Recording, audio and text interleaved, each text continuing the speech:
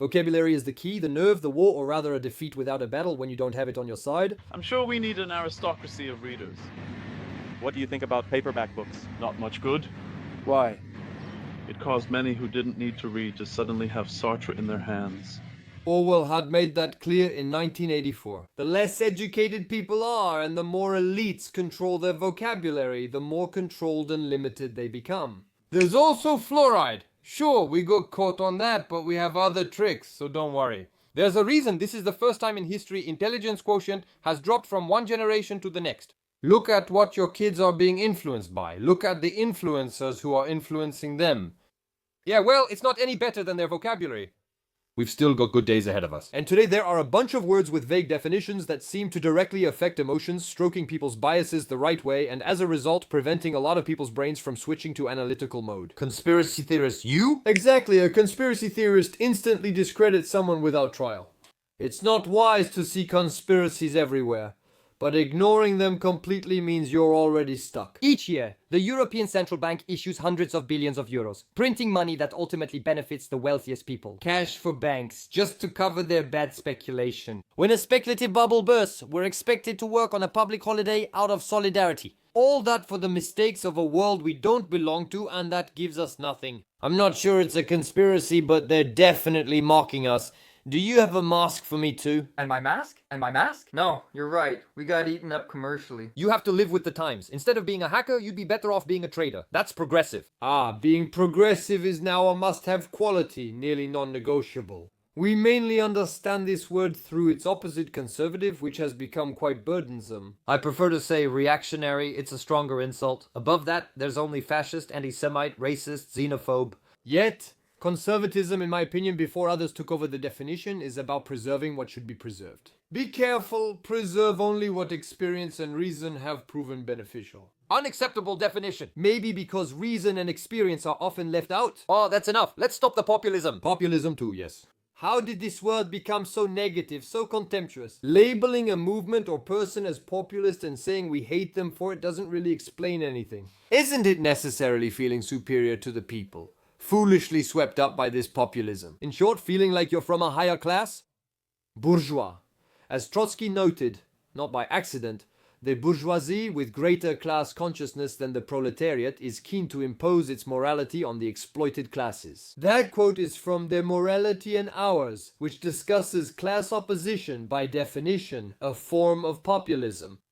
Anyway, I'm just saying, even the word bourgeois, the bourgeois of today, is pretty hard to define accurately. A dictionary isn't enough. Now you have to read, research, and cross-check. It's work. And even after that, my definition keeps evolving. But fortunately, I'm not the only one questioning it.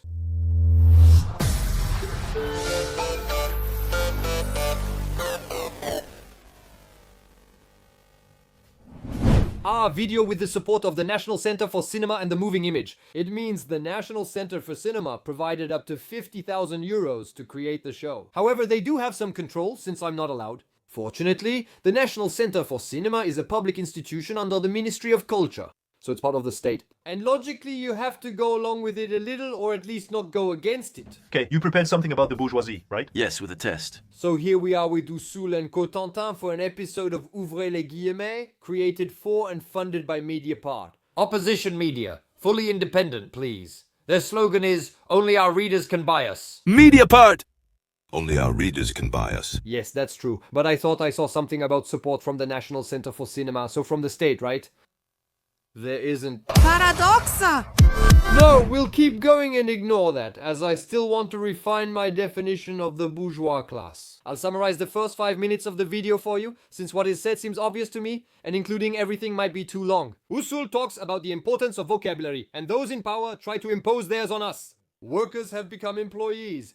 Having a salary hides the work behind it. And these people in power, even if we can call them by other names, are indeed the bourgeoisie. This obviously includes the very recognizable upper bourgeoisie. These multi-billionaires lead the quotation assistée en continu forti, but the bourgeoisie is more than that. Not all bourgeois are bosses, though. Some of them are idle rentiers, others are high-ranking civil servants, artists, adventurers, discreet scholars. The goal is to fully define this class. The bourgeoisie is a mobilized class, aware of its interests and jealous of its privileges.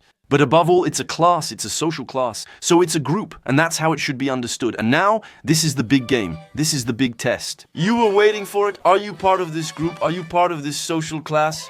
Alright, let's do it. Little counter. First question. Have you ever participated in a rally? Not PARADOXA, not about cause. Something where the upper class show up, their kids together, hoping they'll hook up at some point. It's true that the upper class, whose main concern is to keep what they have or get more, likes good matches. Otherwise, it can lead to losses. And damn, my Polish greyhound got mounted by a mutt. And the result is disappointing and worthless. That's simplistic, since only the well-known Parisian upper class attends social gatherings. The bourgeois class doesn't like to associate with common people. Go ahead, I'm out of it. I'll call an Uber home. First, I'm Jean Huber and I don't know you. Also, my dad's diplomatic car isn't a taxi. She doesn't just see them once a year, she isolates herself all year. And above all, it's the choice of, for example, a school without social diversity that helps avoid bad romantic encounters.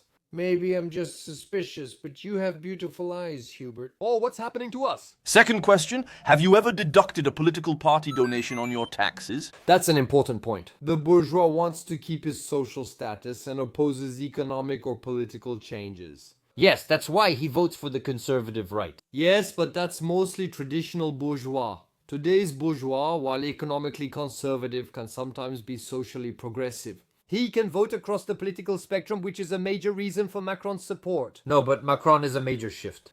He just needs some time. He may unconsciously realize that, except for extremes and anti-European Union parties, nothing will really change his lifestyle. So, he might as well bet on the candidate most capable of protecting him from any popular demands and allowing him to maintain his social status. Experience has taught me that from a financial point of view, it's better to be on the side of the banker. Third question. Do you know the heritage and life of your great-great-grandfather, for example?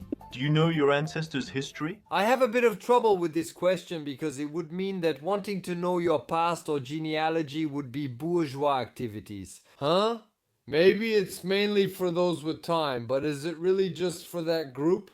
I don't think so. I agree that the very upper class are really into family, actually. But that doesn't mean it's only for them. And above all, those aren't the ones we're trying to define. Do you go to amazing regular family reunions where all the family members are there? Extended family, the older cousins, the so-and-sos, the what's their names? It's the same. It's not just for the bourgeois. Maybe it's just a city thing, I don't know, since it's common in the countryside. Very large families often try to gather as many people as possible. When every farm worker's wife had 10 kids for 3 generations, inheritance wasn't really discussed at the table. In the north, we have Beirut family reunions. 3 bourgeois points all at once. Not expensive. But we're not aiming for the richest one. Just the one who allows it. Damn! I don't know, I feel like we're not testing the bourgeois side, but more, I don't know, the old France side. Fifth question. Do you count on an inheritance? Is it always in the back of your mind? You tell yourself one day a big bag of money will land on you. Legitimate question, nothing to say about it. Unless we consider everything said so far. If the bourgeois is always very family-oriented, he might not want to have fun betting on the death of a loved one. I'll put 4 gold bars on Grandpa. He just fell down the staircase, waxed by Conchita. After breaking our family jewels his whole life, he'll end up with a broken neck. Do you fly more than 3 times a year? Including for domestic flights, right? Apparently those rebels want to eliminate domestic flights and force us to take trains. That's lame. Planes are better. That's good. It's important to talk about it. But is it actually related to the topic or just product placement? France Insoumise, let's just drop that. Polish posted workers often fly without being bourgeois. I took my Polish greyhound to Krakow every 3 months to revisit his roots, but for mutts, every 6 months should suffice. Many employees frequently fly on company-paid trips because time is money. At the airport, you notice many people of African origin travel back frequently, or even stay in their home country. Twice a year means 4 trips, not very bourgeois. I didn't say there aren't bourgeois African families, just that not all are like that. So, 7th question. Have you ever seen a member of your 20th century family in a painting? And bonus point if you've ever seen a member of your 19th century family in a photo? We're only discussing the upper middle class, which strays from our goal. 8th question. Does your family have a charming house in a green area? It mainly holds sentimental value, right? Obviously, all those memories. Sentimental value and family are constant, but what about Paris slumlords and real estate landlords with many hotels? I don't know, it's still just as bourgeois as those who own a second home. Why not discuss people with stock portfolios or those who've never done manual labor? Maybe he has other interests. Have you ever been to a right-wing protest, even just to accompany someone, huh? Like Manif pour tous, Red Scarves, Trocadero, I mean real right-wing protests, right? Ah, so the bourgeois would be right-wing then? Right-wing, hardline conservative, huh? Isn't that a bit biased? Well, yeah, he's right-wing. Far right, actually. Conservative. Okay, and for example, is ecology progressive left-wing? Obviously. Ecology, which aims to preserve nature and protect ecosystems, is often revolutionary, yet also conservative. It's not all that simple. Well, where's the reset button? You're right that even progressive leftists in the bourgeoisie are conservative in wanting to preserve our wealth distribution system. He'll do anything to defend it. Macron, redistribute wealth, populist, fascist, anti-Semitic. And you can score a lot of points on the last question because there's 0.5 points for each activity you've already done. Have you ever played golf? Horseback riding? Tennis? Polo? Or sailing? And maybe some little bonus points too. +1 if your parents own a sailboat, and another +1 if your parents own 1 or more horses. Come on, I'm being nice. +1 if your parents own a tennis court. Finally, I have points. Mini golf, pony tennis, but tennis. Okay, for having a court, but otherwise, a tennis license usually costs less than a soccer license. And rackets and cleats were about even. On second thought, maybe the question is actually justified by the relatively low cultural diversity in these sports. I think if you have more than 10 points there, there's nothing more we can do for you. Basically, you're definitely a bastard bourgeois. What are you even doing here watching this? Stop watching, open the quotation marks. You're hurting yourself. Yes, indeed, if you come from a right-wing bourgeois family, and that's been the case since the revolution. This show? It's not for you because you've been taking the hits since the beginning, since every episode. Well, you deserve it, but personally, I would have put a few more people with you. Goodness, I didn't understand it that way. I liked how USUL targeted the bourgeoisie in every episode, since I felt he was confronting those central to today's class struggle. Not just a simple image produced by this test. Damn. The bourgeoisie isn't only about family inheritance. Economic, social, cultural factors and symbolic capital also matter. And I would add the scope and influence of our habitus. Goodness gracious. There you have it. I bet that surprised some fans of the show, and maybe even the hosts. Why take risks? The test isn't very useful, since if you're upper class, you already know it. Ah, okay, that was the point, okay! Identifying the upper class individuals mentioned earlier. The criteria are still specific and belong to us. It's odd because it resembles the test from Pinson Charlot's book, but it's more focused, almost like it only kept questions relevant to conservative upper class individuals. I have the comic instead of the books, but it sums it up well. Oh, the rascal! So criticizing wealthy people who exploit the poor? Absolutely! But maybe we shouldn't forget about the whole bourgeois class that revolves around them, the ones who ultimately enable and support this upper class. Goodness gracious. No, it's his mother, the hippopet. Sorry, now we say parent one, the hypopet. François Bégodeau, however, focuses only on her, deliberately ignoring the upper class. Oh, no pictures here. He calls her an audible minority, and rightly so. She's the only one we hear, along with almost all of Paris, the press, media, and politicians. But also their big bosses, notaries, bankers, commissioners, judges. In short, those people you need to know. First of all, I'm not drunk. As proof, call my good friend Commissioner Commissaire, who divides. You mean the divisional commissioner? No, it's my very good friend, the commissioner, who divides my blood alcohol level. It's easy to say we should fight the enemy without mentioning the barricades and soldiers protecting him. Because they're the ones we'll have to deal with first. As long as I have my pay, property, and income, I'll defend my master against anyone who tries to bring him down.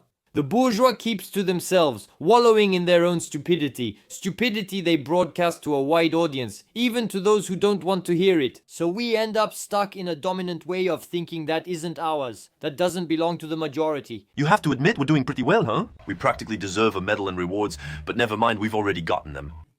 But it's true that if war ever breaks out, we might end up getting shaved. I often think the worst opposition pretends and creates scapegoats. Because generally we quietly follow it and let it fight in our place. That the state and mainstream media mislead us onto the wrong tracks to keep this going, I understand. But a media outlet that claims to be opposition, why? I'll tell you, even though you already know. It's that even the mustached Trotskyists don't want to lose their privileges, preferring to lecture the proletariat while deceiving them about the identification of the upper class to which they themselves belong. I felt sorry for the guilty one. The terrorists aren't who you think. They often wear suits and ties, with many accomplices helping conceal their crimes and identities. Everyone knows we can't go to war unless we fully understand our enemy.